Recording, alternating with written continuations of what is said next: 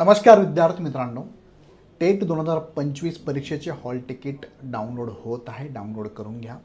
तुमची एक्झाम जर ओव्हरलॅप होत असेल आणि हॉल तिकीटवरती एक्झामची डेट पण तीच असेल तर याबाबत MSCच्या वेबसाईटवरती त्यांनी एक प्रसिद्धी पत्रक दिलेलं आहे. त्यात सांगितलेलं असं आहे, ज्या विद्यार्थ्यांनी अचूक आणि प्रॉपर माहिती भरून आम्हाला ओव्हरलॅप संदर्भात माहिती दिली आहे, अशा विद्यार्थ्यांच्या या डेटबद्दल त्यांनी पूर्णतः संबंधित गोपनीय संस्थेला माहिती देऊन व्हेरीफाय केलेलं आहे की तुमची एक्झाम त्याच दिवशी आहे का. ज्या विद्यार्थ्यांचं व्हेरिफिकेशन झालं आहे त्या विद्यार्थ्यांच्या डेट त्यांनी बदलून दिल्या आहे, म्हणजे त्यांची एक्झाम ओव्हरलॅप होत नाही आहे.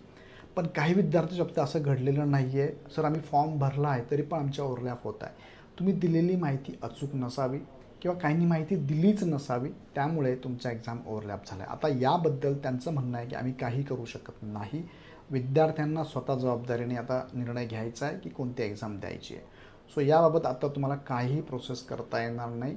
संबंधित तुमच्या इश्यूबाबत त्यांनी पण त्यांच्या परिपत्रकात सांगितलेलं आहे. सो विद्यार्थी मित्रांनो, काळजी घ्या, निर्णय घ्या आणि एक्झाम द्या. All the best.